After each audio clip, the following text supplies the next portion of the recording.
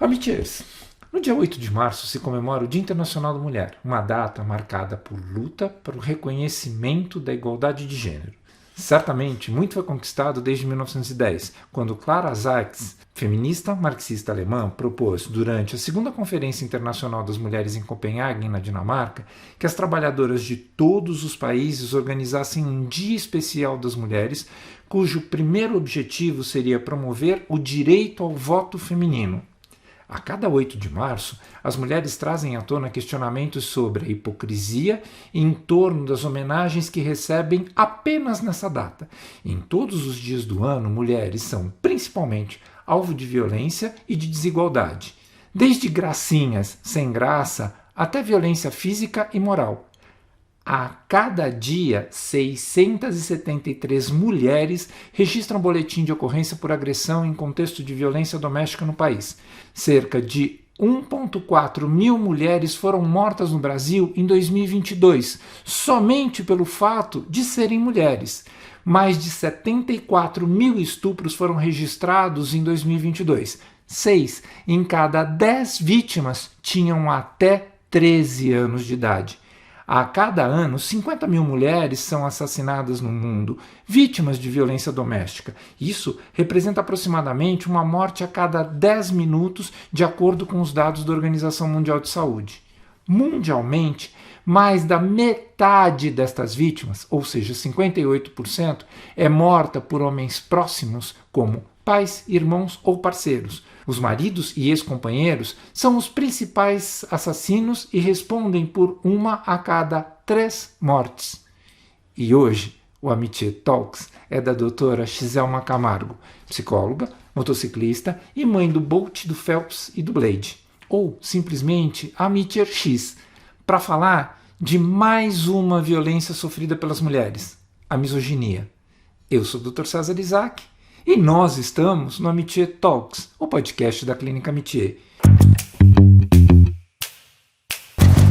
X, eu não tenho palavras para agradecer o fato de você estar aqui comigo. O podcast e os nossos ouvidos são teus. Fica à vontade. Olá. Bom, primeiramente devo agradecê-lo, agradecer todos os amitiés que estão aqui com o César há um bom tempo. É um super convite especial, né? Eu tenho muito carinho pelo César e é muito bom falar sobre esse assunto tão pertinente e pontual nesse momento. Então, bora lá, X. Me conta, o que a gente sabe sobre misoginia? Bom, sabemos que misoginia é um conceito muito antigo, presente em muitas culturas, né? Aristóteles já definia as mulheres como homens imperfeitos e ele via semelhanças entre os corpos femininos e masculinos, mas com a diferença do feminino possuir órgãos genitais internos em vez de externos. Por isso, a mulher era vista como um macho deformado, assim sendo definida menos inteligente que o homem. Dá para acreditar? Não, né? É complicado esse tipo de coisa. Mas me tira uma dúvida.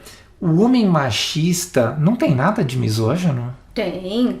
O machismo pode ser considerado uma forma de misoginia, mas é individual nas atitudes e comportamentos. Mas César, será que o homem machista não tem nada de misógino? Qual que é a sua opinião? A misoginia e o machismo começam com a ideia de que a mulher mais frágil, fraca e que depende do homem. Isso é caracterizado como uma aversão ao feminismo. A misoginia alimenta uma sociedade machista e patriarcal como um combustível que alimenta uma chama.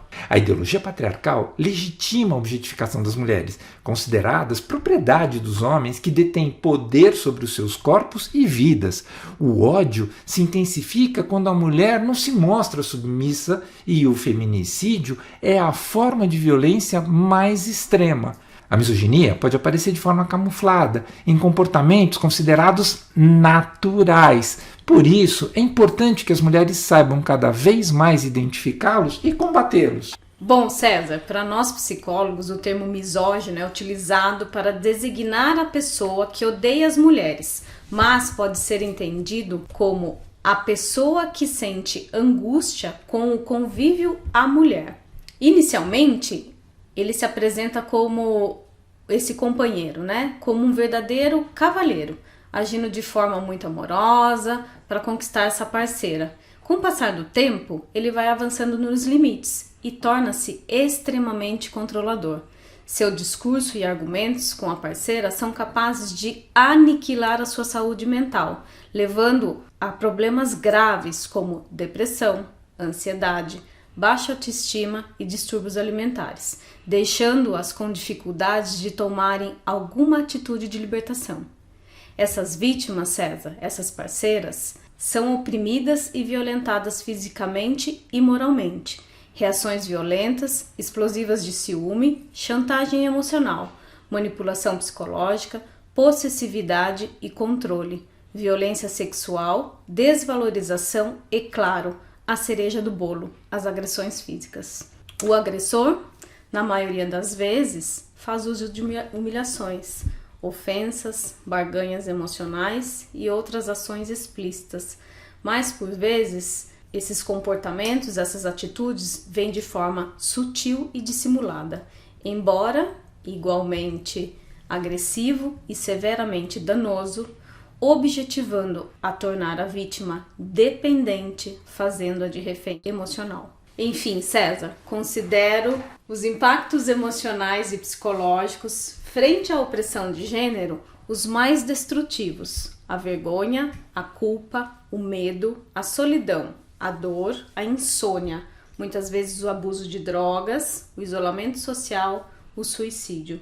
Na minha experiência clínica, é algo que eu vejo com muita pontualidade, infelizmente. Deixa eu te perguntar uma coisa, assim, a gente tem sempre a sensação de que quando você fala de violência de gênero, você está falando da agressão, você está falando do extremo. É o bater, é o machucar, é o matar. Mas existem outras formas de violência que são muito mais sutis, entre aspas, mas que acabam criando este efeito tão pesado ou até mais na mulher. Não é? Estou correto no meu raciocínio? Você está correto, sim. É como você disse, né, há momentos atrás. Chega muitas vezes de forma sutil, né? Esse companheiro, ele começa a minar a autoestima dessa mulher, né? Eu costumo falar que o misógino é uma aranha. Uau! Que vai prendendo, né, a sua vítima ali naquela teia, vai embrulhando, embrulhando, embrulhando, até ele sugar toda a energia vital. Então é muito comum, né, essas pessoas chegarem no setting terapêutico totalmente despersonalizadas, sem saber o que são, perderem todas as suas, os seus costumes, a sua autoestima, mais uma vez, o que gosta, o que não gosta, quem eram, quem desejariam ser. E usando esse exemplo da aranha, se ela realmente vai envolvendo a sua vítima, acredito que muitas vezes a mulher nem perceba que ela seja vítima de misoginia. Acredito que ela entenda isso até como um comportamento natural. Sim, muitas vezes ela entende que é por amor, porque ele quer o meu melhor. Porque ela está tão sem identidade, né, essa perda desse self, que ela começa a se subjulgar se ela não realmente não está errada, né, e o companheiro sim que está certo. Bom, isso naturalmente envolve também a questão financeira, né? A questão financeira acho que é um fator também sim, de domínio do homem sobre a mulher. Exato, a dependência financeira e emocional, né, atua como fatores que influenciam na permanência desse relacionamento. Por isso que tratar a questão psíquica é fundamental para que essas mulheres não entrem novamente em relações abusivas. A gente tem percebido que a internet hoje, o mundo virtual hoje, acaba reproduzindo e às vezes substituindo o mundo real. E na internet, a misoginia tem sido reproduzida principalmente por grupos que acreditam na tal superioridade masculina. A violência online atinge 85% das mulheres. Esse número varia de região para região, varia de país para país, mas saltando para mais de 90% na América Latina, na África e batendo 98% no Oriente Médio. O NFPA, Fundo de População da ONU, identificou mais de 40 formas de violência de gênero facilitadas pela tecnologia e por ferramentas de GPS e dispositivos inteligentes que também são utilizados para atacar as vítimas. Inclusive, César, hoje, dentro dessas comunidades, né, tem uma muito famosa que viralizou há pouco tempo que chama-se Red Pill, que é uma comunidade a qual repassa mandamentos aos homens de como se comportar e tratar as mulheres para que estas não os controlem, reforçando a ideia de guerra entre sexo. Uau! O outro lado da moeda, cresce o número de denúncias de casos de misoginia na internet. As denúncias de crimes de misoginia na internet no Brasil cresceram quase 30 vezes de 2017 até 2022. O ano de 2022 foi aquele em que foram registrados os maiores números de denúncias. Mas assim, frente a essa problemática X, qual o caminho da mudança? Bom, o caminho da mudança é a educação. Sempre é a educação, né, César? Sim. Homens e mulheres reproduzem atos e expressões machistas, padrões aprendidos dentro de casa, no âmbito familiar e disseminados através das relações de amizade, vida escolar e profissional. Lidar com a misoginia, César, exige apontá-la e expor comportamentos misóginos no dia a dia. Então, educar as crianças e as pessoas em desconstruir crenças e preconceitos limitantes. X, deixa eu retomar um ponto. Você falou que homens e mulheres reproduzem comportamentos machistas. Como é que é isso?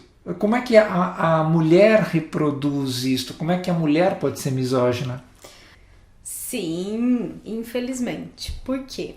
Mulheres podem replicar, reforçar comportamentos machistas, muitas vezes vindo de um padrão familiar. Então, sim, há mulheres que reforçam comportamentos misóginos, falando para outra mulher que ela está errada e que ela deveria acatar aquela ordem ou aquela orientação mascarada de violência.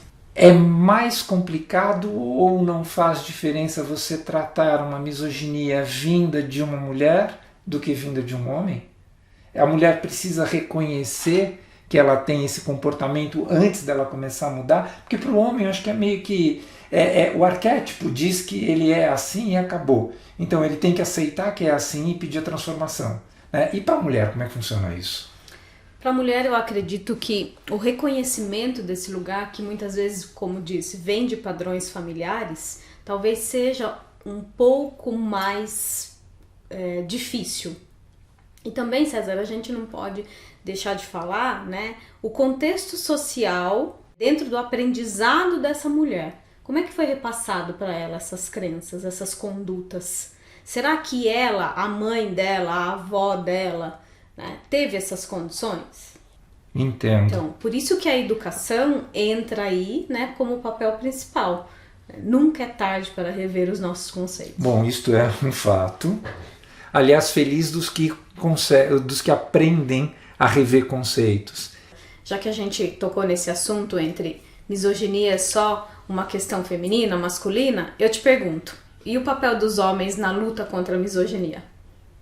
Bom, acredito eu que o papel do homem seja principalmente a contribuição para a desconstrução desse estereótipo de gênero, a promoção da igualdade e o combate à violência contra as mulheres através da conscientização e da educação.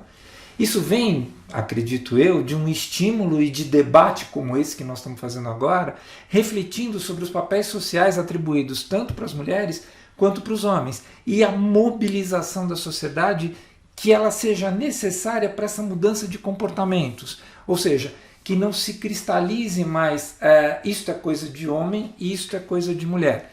E talvez um bom exemplo disto seja a atitude da Leila Pereira, a presidente do Palmeiras, que em uma iniciativa pioneira da história promoveu uma entrevista coletiva exclusiva para jornalistas mulheres na academia de futebol.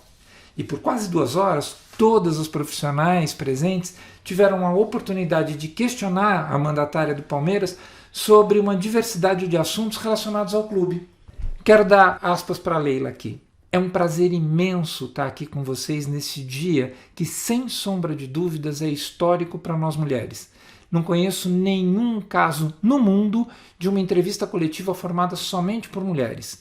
Quando tivemos essa ideia, nós divulgamos e, por incrível que pareça, ouvi muitas perguntas. Por que só mulheres? O que eu digo aos homens é que eles não sejam histéricos. Não é isso que eles dizem pra gente?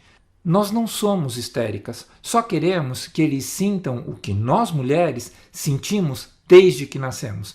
E no final da entrevista, Leila Pereira volta a reforçar a importância de uma maior presença feminina dentro do futebol. Foi um prazer imenso estar com vocês. Somos maravilhosas. Obrigada, concluiu ela.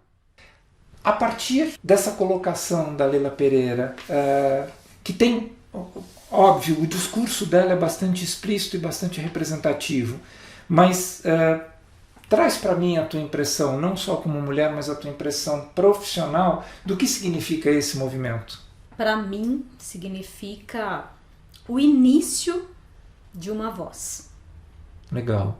Apesar da gente ter uma sociedade que se diz inclusiva, eu acredito que em muitos lugares ainda falta mulheres, falta essa força feminina, falta a visibilidade feminina. Falta trabalho, falta mulheres na política, falta mulheres na sociedade, num contexto geral. Para mim, a atitude da Leila foi extremamente visionária. Eu acredito que eu vi algumas repercussões, até vindo, né, desses grupos machistas, falando sobre a atitude dela. E foi muito interessante ela usar o termo, né? Histéricos. Por quantos anos nós, mulheres, fomos definidas assim? Sim. Histéricas. Então, eu espero que todos nós, né, não só mulheres como homens, tragam cada vez mais lugares para nós mulheres. E uma curiosidade, Amichersa, para quem não sabe, Ísteros, em grego, é útero. Então, mulheres eram chamadas de histéricas por ter útero. É a controvérsia, né? É isso aí, queridas e queridos e querides Amichers. Com isso, a gente vai chegando ao fim de mais um talk que abordou de uma maneira franca e crucial o tema da misoginia. Eu espero sinceramente que esse bate-papo tenha inspirado reflexões profundas e, acima de tudo, ações significativas. Em um mundo que enfrenta desafios complexos, a misoginia permanece como uma sombra que obscurece a promessa de igualdade e respeito. No entanto, como a gente destacou hoje, existe uma força poderosa coletiva para combater esse fenômeno. É nosso dever coletivo desmantelar as estruturas que perpetuem a misoginia. Cada ação, grande ou pequena, molda um mundo que a gente deixa para gerações futuras. Juntos, nós podemos contribuir para uma sociedade onde todas as vozes sejam ouvidas, onde as mulheres não apenas existam, mas prosperem. Amities, não esqueçamos que a igualdade de gênero não é uma luta exclusiva das mulheres, mas sim uma causa que envolve todos nós. Cada atitude, cada desafio, a injustiça é um passo em direção a um futuro mais inclusivo. E aqui vai meu agradecimento mais uma vez ao César, que está contribuindo e servindo como um catalisador para essa mudança, um ponto de partida para ações transformadoras. Lembrem-se, nós não estamos sozinhas. Todos nós não estamos sozinhos. Procure ajuda, procure apoio. E aqui vamos deixar alguns canais de proteção e orientação. Central de Atendimento à Mulher, Ligue 180, Disque 100, Violência contra a Mulher. E o site justiceiras.com.br, grupo de mulheres que prestam acolhimento jurídico, psicológico e estrutural. E antes de dar o meu beijo para vocês, Amichers, eu preciso dizer o seguinte: nós, eu e todo mundo que nos escuta, é que somos extremamente gratos por você vir dividir seu conhecimento, sua experiência e passar os seus ensinamentos para a gente. Muito obrigado de coração e, amichers, ela vai voltar. Um beijo para cada um. Bye, bye. Esse foi o Amitié Talks, o podcast da Clínica Amitié. Você pode ouvi-lo no Spotify, no YouTube ou na sua plataforma de áudio preferida. Vale a pena seguir o Amitié Talks no Spotify, assinar no Apple Podcasts, se inscrever no Google Podcasts ou no Castbox e favoritar na Deezer. Assim, você recebe uma notificação sempre que tiver um novo episódio. O nosso podcast tem produção geral e edição de Mila Bessa, direção de Fernando Dourado. Se você quiser comentar, fazer sugestões ou participar dos nossos talks, entre em contato conosco pelas redes sociais. E não deixem de avaliar nosso podcast nas plataformas de áudio. No Spotify, você pode nos dar estrelinhas. Isso é muito importante para a gente. Eu sou o Dr. César Isaac e fico aqui até o nosso próximo encontro.